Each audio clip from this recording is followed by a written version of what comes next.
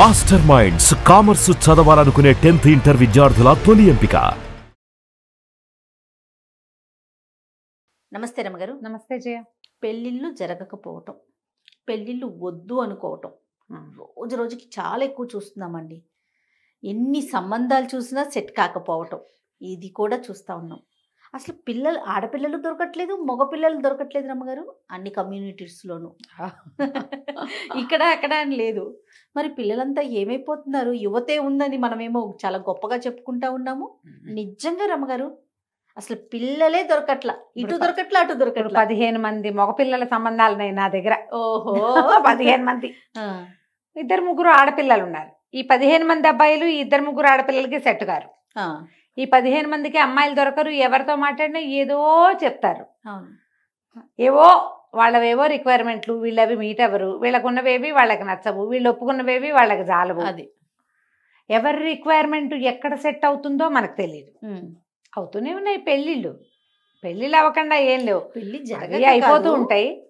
ఈ మధ్యలో ఏంటంటే ఈ బ్యాడ్ ఎగ్జాంపుల్స్ జరుగుతూ ఉంటాయి. కొన్ని కొట్లాటలు, రచ్చకెక్కిపోవటాలు, వీధులకు ఎక్కటాలు, పోలీస్ స్టేషన్లకు ఎక్కిపోవటాలు, ఫేస్బుక్లకి ఎక్కిపోవటము, తర్వాత డివోర్స్లు, ఫ్రెండ్స్లో ఎప్పుడు దిక్కుమాల పెళ్ళి అనవసరంగా చేసుకున్నానన్న ప్రచారాలు. దీంతో ఈ బ్యాచులర్ పిల్లలకి ఎందుకు వచ్చిన పెళ్ళిరా దేవుడా అన్న భయం. అవును, ఇలాంటి ప్రాబ్లమ్స్. ఫారిన్ కంట్రీస్లో ఉన్న పిల్లలకేమో ఇండియా నుంచి తెచ్చిన పిల్లలతో ఉండే అవస్థలు అక్కడున్న ఫ్రెండ్స్ చెప్తారు. అందుకని ఇండియా నుంచి పిల్లలొద్దు, నాకు అక్కడే ఉన్న పిల్ల కావాలి. మళ్ళీ అక్కడే ఉన్న పిల్లలు వీళ్ళు ఎవరితోటైనా ఉంటున్నారేమో, ఎవరితోటైనా ఇదవుతున్నారేమో, వీడుంటాడు అది ఉండకూడదు అనుకుంటాడు. ఇదో ప్రాబ్లం. ఆడపిల్లలకు కూడా ఇలాంటివే. వాళ్ళు ఆల్రెడీ అక్కడ ఉంటారు. ఇక్కడున్న మగపిల్లల్ని మోసుకెళ్తే వీళ్ళకి ఇన్ఫీరియారిటీ కాంప్లెక్స్, వాళ్ళకి సుపీరియారిటీ కాంప్లెక్స్, ఈ రెండు కలిసి అదేదో తృతీయ కాంప్లెక్స్ అవుతుంది. అందుకని అక్కడే ఉన్న అబ్బాయిలు కావాలి. మళ్ళీ వేరు ప్లేసులు కాకూడదు, ఏజ్లు ఇంత డిఫరెన్స్ ఉండకూడదు, ఓన్లీ 2 years ఉండాలి, లేదా 3 years ఉండాలి. 2 years అమ్మాయి పెద్దదైనా పర్వాలేదు కానీ అబ్బాయి మాత్రం పెద్దవాడు కాకూడదు. జనరేషన్ గ్యాప్ వస్తుంది, ఐడియాలజీ మారిపోతుంది, కంపాటబిలిటీ ఉండదు. ఎన్ని వింటున్నాము, ఇదే కథగా ఉంటుంది. ఈ సందట్లో లవ్ మ్యారేజ్లు అయిపోతుంటాయి, సెకండ్ మ్యారేజ్లు అయిపోతున్నాయి. కానీ పెళ్ళి ఎప్పుడు శేషప్రశ్నగానే ఉంటుంది ఈ రోజుల్లో. అవునండి. ఏదైనా సంబంధం చూస్తే మనం చుట్టాల్లో చూడాలా, ఎక్కడైనా మ్యాట్రిమోనియల్స్లో ఇవ్వాలా. మ్యాట్రిమోనియల్ పెళ్ళిళ్ళు ఫెయిల్ అయినవి కనపడ్డాయి అనుకో, అమ్మో మ్యాట్రిమోని వద్దు చుట్టాల్లో చేయాలనుకుంటారు కొంతమంది. ఈ చుట్టాల్లోనే చూస్తుంటే చుట్టాల్లో క్లోజ్ రిలేషన్స్ పెళ్ళిళ్ళు అడ్డంగా ఫెయిల్ అయిపోయినవి చూసి అమ్మో క్లోజ్ రిలేషన్లో చేసుకోకూడదు, బయట వాళ్ళే నయం అనిపిస్తుంది. ఇంకోసారి మన అనుభవం దృష్ట్యా మనం ఏం చేస్తాం, మనకు వచ్చిన ఐడియాలజీని స్ప్రెడ్ చేస్తాం. ఈ స్ప్రెడ్ ఎంతవరకు వెళ్తుంది? ఇప్పుడు మీ ఇంట్లో మా పిల్లలు ఉన్నారనుకో పెళ్ళికి, మా ఇంట్లో ఏదో పెళ్ళి ఫెయిల్ అయిందనుకో, అమ్మలక్కలు ఇద్దరు మాట్లాడినేటప్పుడు అయ్యి బాబా ఈ పెళ్ళిళ్ళు ఏమిటోనమ్మా, వాళ్ళు చెప్పారని చేసుకున్నాం, మ్యాట్రిమోనియల్స్ వాళ్ళు ఇచ్చారు, ఏదో కనుక్కున్నాం, తీరదస్తే అలా అయింది ఇలా ఏదో, అమ్మో అది పనికిరాదు. మేము క్లోజ్ రిలేషన్స్ చేసుకున్నామండి, మాది అడ్డంగా ఫెయిల్ అయిపోయింది, మొహాలు చూసుకోలేకుండా అయ్యాం, ఇప్పుడు చుట్టాల పక్కలు విడిపోవాల్సి వచ్చింది అని వాళ్ళు చెప్తారు. ఇప్పుడు ఎక్కడ చేయాలి? ఇవి ఇలా నడుస్తూనే ఉంటాయి కదా. అవునండి. అవునా? పెళ్ళిళ్ళు స్వర్గంలో జరుగుతాయిట కదా. ఈ మేడ్ ఫర్ ఈచ్ అదర్ జంటలు ఈ కాలంలో లేవు, ఉండవు. ఎందుకంటే మనము సెల్ఫ్కి పీట వేసే కాలం ఇది. అమ్మాయి సెల్ఫిషే, అబ్బాయి సెల్ఫిషే, అమ్మాయి అమ్మా నాన్న సెల్ఫిషే, అబ్బాయి అమ్మా నాన్న కూడా సెల్ఫిష్గానే ఉంటారు. లోకమే అది ఇప్పుడు. ఈ సెల్ఫిష్ వ్యవహారాల్లో ఏదో రకంగా సర్దుబాటు చేసుకుని పెళ్లి చేసుకోవాలి. ఇందులో ఈ మొత్తంలో ఇంకొకటి ఉంది సినేరియో, వేరే కథ ఒకటి ఉంది. జాతకాలు, కుజదోషాలు, ఈ 2 జాతకాలు కుదరలేదు, పాయింట్లు చూస్తారు కొంతమంది, నక్షత్రాలే లెక్కబెట్టి అసలు నక్షత్రమే కలవలేదని మానేస్తారు ఇంకొంతమంది. ఆయన ఎవరికో గురువుగారు చూపిస్తారు, గురువుగారు అఖండ బ్రహ్మాండంగా ఉంది, 32 పాయింట్లు కలిసాయి అంటారు. కితనే గుణ్ మిలే అంటుంటారు హిందీ వాళ్ళు కూడా, బహుత్ సారే గుణ్ మిలే అంటారు. ఈ గుణాలన్నీ కలిసినాయని పెళ్లి చేసుకుంటారు, తనేస్తుంది పెళ్ళి. ఇప్పుడు గుణాలు ఎక్కడ కలవలేదే, అక్కడ జాతకాలు చూసినా ఫెయిల్ అవుతాయి, చూడకపోయినా ఫెయిల్ అవుతాయి. చూడకపోయినా సక్సెస్ అవుతాయి, చూసినా సక్సెస్ అవుతాయి. సక్సెస్ ఆ పెళ్లి మీద రాయబడి ఉంటుంది కానీ ఆ ప్రత్యేక పెళ్లి మీదే దాని సక్సెస్. ఆధారపడి ఉంటుంది. అందులో ఫ్యామిలీస్ సర్దుకునేవాళ్ళు, పెద్దవాళ్ళు మంచి మాట చెప్పేవాళ్ళు, పిల్లలే సర్దుకునేవాళ్ళు, పర్వాలేదులే ఇలాగే ఉంటాయి అని ఆలోచించుకునేవాళ్ళు, లేదా ఎవరైనా మంచి సలహా చెప్పేవాళ్ళు, నలుగురు పెద్దవాళ్ళు కూర్చుని కలిపేసి ఏదో పర్వాలేదు అలాగే ఉంటుంది ఇంతేనని చెప్పి ఉంటే ఆ పెళ్ళి ముందుకెళ్తుంది, లేకపోతే లేదు. మళ్ళీ ఈ సందట్లో ఇంకో సినేరియో ఉంది. అబ్బాయిల తాలూకు తీవ్ర ప్రకృతి, అమ్మాయిల తాలూకు తీవ్ర ప్రకృతి.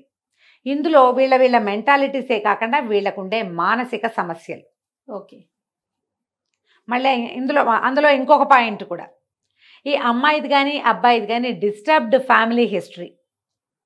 వాళ్ళ ఇళ్లలో చూసుంటారు అత్తగారులు రాక్షసులుగానే ఉంటారని, పెళ్ళామంటే పిశాచమని, ఏ మగవాడైనా వాడిని నమ్మకూడదు మగవాళ్ళని. అందుకని పెళ్లి చేసుకుని దగ్గర నుంచి మొగుడు మీద అనుమానంగానే ఉంటుంది. పెళ్ళాన్ని ఎంకరేజ్ చేయకూడదని ఉంటుంది మగవాడికి. అత్తగారు అసలు ఆవిడ అంటే అందని, అందంటే అందని, నుంచుంటే నుంచుంది, కూర్చుంటే కూర్చుంది. అత్తగారులు ఇలాగే ఉంటారు. వాళ్ళు ఏమన్నా తప్పే, నుంచుంటే నుంచున్నామంటారు. ఇదే గోల. ఇప్పుడు ఇన్ని సినేరియోల్లో ఈ గోలల్లో పెళ్ళిళ్ళు సక్సెస్ అవుతాయా లేదా అనేది క్వశ్చన్ మార్క్. సరే, ఇన్ని క్వశ్చన్స్లో అసలు క్వశ్చన్ ఏంటి? అసలు క్వశ్చన్ ఏంటంటే పెళ్ళి కావాలంటే ఏం చేయాలి, ఏ దైవ దర్శనం చేసుకోవాలి? పెళ్ళి కావాలన్నా, పెళ్ళి సక్సెస్ కావాలన్నా 2 విధాలు చేయాలి. వివాహాలు కావట్లేదు అంటే సాధారణంగా పెద్దవాళ్ళందరూ చెప్పేవి 2-3 ప్రత్యేకమైన దైవ దర్శనాలు. ఒకటి ప్రఖ్యాతమైన మురమళ్ళ వీరభద్రేశ్వర స్వామి దేవస్థానం, భద్రకాళి సమేత వీరభద్రేశ్వరుడు మురమళ్ళ. మనం ఇది వరకు చెప్పాం ఈ మాట. మురమళ్ళలో నిత్య కళ్యాణం, పచ్చతోరణం, ఎక్కడా శివుడికి రోజు కళ్యాణం చేసే దాఖలాలు ఉండవు. కానీ అక్కడ మాత్రం వీరభద్రేశ్వరుడికి ప్రతిరోజు భద్రకాళితోటి వివాహం జరుపుతారు. అక్కడ వివాహానికి వెళ్ళి స్వామివారికి దండం పెట్టుకుని మా పిల్లలకి పెళ్లి జరగాలని ఆ పూట అర్చన చేయించుకుని అడిగి వస్తే పిల్లలకి వివాహాలు అవుతాయని మళ్ళీ వెళ్ళి కళ్యాణం జరిపించాలి అక్కడ ఆ పిల్లల్ని తీసుకుని వెళ్ళి. ఇది లెక్క. అయితే ఇందులో 80% అవుతాయి జయ. మేము వెళ్ళామండి మాకు అవ్వలేదు అని చెప్పిన వాళ్ళు కూడా కొంతమంది కనపడతారు. వాళ్ళకి అక్కడ కూడా సెట్ కాని జాతకాలు పాపం వాళ్ళవి. అది మనం చేయగలిగేదేం లేదు. కానీ ఇలా మొక్కుకుని పెళ్ళిళ్ళు అయిన వాళ్ళు మా వాళ్ళలోనే ఎంతమంది ఉన్నారో. మురమళ్ళలో మళ్ళీ చేయించాం మేము వెళ్ళాం అని చెప్పేవాళ్ళు. మన కామెంట్లు కూడా అలాంటివే వస్తాయి. ఒకటి మురమళ్ళు అయితే ఇంకా 2-3 పద్ధతులు ఉన్నాయి. ఈ 2-3 పద్ధతుల్లో ఒకటి సీతా కళ్యాణం జరిపించడం. నవమి ఇప్పుడు శ్రీరామనవమి నాడు సీతా కళ్యాణం, సీతారాముల కళ్యాణం జరిపిస్తే పిల్లలకి వివాహాలు అవుతాయి. ఓకే. ఇప్పుడు అంటే రాముల వారి దేవస్థానాల్లో కళ్యాణం జరిపే విధానం ఉంటే పౌర్ణమి నాడు కళ్యాణం చేసే దేవాలయాలు ఉన్నాయి కదా. ప్రతి పౌర్ణమికి సీతారామ కళ్యాణం చేసే దేవాలయాలు వెతకండి. నాకు ఒంటిమిట్ట రామాలయంలో కూడా చేస్తారు. అది సీతా కళ్యాణం చేస్తారా లేకపోతే పౌర్ణమికి అభిషేకమో నాకు గుర్తులేదు, కానీ ఇలాంటిది ఉంది. ఇట్లా మీరు కనుక్కోండి. మీ చుట్టుపక్కల దేవస్థానాలు ఉంటాయి కదా, మన ప్రాంతంలో ప్రఖ్యాత రామాలయాలు. కళ్యాణం నెల కళ్యాణం జరుగుతుందా కనుక్కొని అక్కడ కళ్యాణాలు జరిపిస్తే పిల్లలకి వివాహాలు అవుతాయి, ఆడపిల్లలకి ముఖ్యంగా. తర్వాత ఇంకా సుబ్రహ్మణ్యేశ్వర స్వామి కళ్యాణం జరిపించినా కూడా వివాహాలు అవుతాయి. ఈ సుబ్రహ్మణ్య కళ్యాణం అనగానే సుబ్రహ్మణ్య దేవస్థానాలు మన తెలుగు రాష్ట్రాల్లో తక్కువ ఉన్నాయి. అవునండి కదా. మనం ప్రఖ్యాతంగా చెప్పుకోగలిగేది కృష్ణా జిల్లా మోపిదేవి. అక్కడ కళ్యాణము జరుగుతుంది, రోజు కళ్యాణం చేస్తారు. అక్కడ కూడా జరుగుతుంది. ఎవ్రీడే డబ్బులు కట్టి కళ్యాణం చేసుకోవచ్చు, మనం వెళ్ళి కూర్చుని చేయించుకోవచ్చు. మోపిదేవిలో సుబ్రహ్మణ్యేశ్వర కళ్యాణం జరిపించినా కూడా వివాహాలు అవుతాయి. ఆడపిల్లలకైనా మగపిల్లలకైనా మీరు మొక్కుకోవచ్చు. సీతా కళ్యాణాన్ని ప్రత్యేకంగా ఆడపిల్లల తల్లిదండ్రులకే చెప్తారు. కన్యధార పోసి అమ్మవారిని మనం అయ్యవారికి అప్పచెప్తే కనుక మన పిల్లలకి కూడా కన్యధార పోసే అవకాశం మనకు లభిస్తుందని దాని పద్ధతి.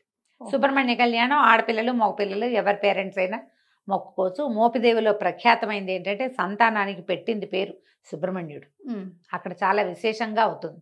ఏముంది, ఇప్పుడు బస్ ఎక్కితే బందర్ వెళ్ళిపోతాం హైదరాబాద్ నుంచి. ఏ ఊరు వాళ్ళైనా చాలా సులువుగా మచిలీపట్నం చేరుకోవచ్చు. బందర్ నుంచి చాలా దగ్గర. ఇంకేముంది, బంటుమిల్లి, చల్లపల్లి అలాంటి ఏ ఊరు వెళ్ళినా, బెజవాడ వెళ్ళినా మోపిదేవి వెళ్ళిపోవచ్చు. ఈజీ, ఏం పెద్ద కష్టమే ఉండదు. మీరు 1 డే ట్రిప్లోనే ఇది ఫినిష్ చేసుకోవచ్చు. మోపిదేవి దేవస్థానం కోసం చూసుకుంటే ఇంటర్నెట్లో చక్కగా దొరుకుతుంది. కళ్యాణం బుక్ చేసుకోవచ్చు. వెళ్ళి చేసి అక్కడ పెద్ద పొట్టు ఉంది, పాలు పోసి రావచ్చు. స్వామివారికి మనం ఇప్పుడు సంతానం కలిగితే కూడా మనం అక్కడ మొక్కుకుని సంతానం కలగచ్చు. మా 2 పిల్లలకి తలనీలాలు మేము అక్కడే ఇచ్చాం. మా వాళ్ళు సుబ్రహ్మణ్యం మొక్కు వాళ్ళే. అదే మనకి పద్ధతులు ఉంటాయి కదా ఇళ్లలో, వాటిని పాటించుకుంటే సరిపోతుంది. ఇవి కాకుండా మనకి తమిళనాడులో 6 పడే వీడు అంటారు. షణ్ముఖ క్షేత్రాలు 6 ఉంటాయి. ఒకవేళ కుదిరితే కనుక పళని, తిరుచెందూరు, తిరుత్తణి, తిరుపరకుండ్రం ఇవి ఉన్నాయి కదా స్వామి బల. తర్వాత ఏమో ఇవే 6.